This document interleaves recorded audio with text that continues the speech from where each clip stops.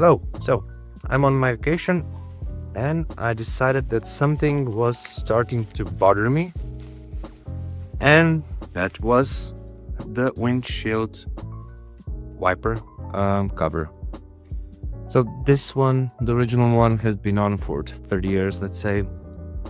And what happened is, of course, the color went bleach, and we'll see that on the car, but it's a nice product from Octo.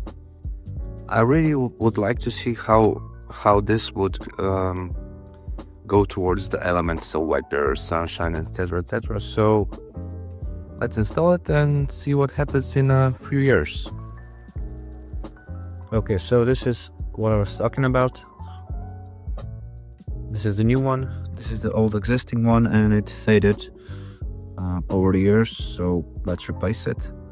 Just be careful, this one has some grooves and you would like to go like this gently in, but pop the hood.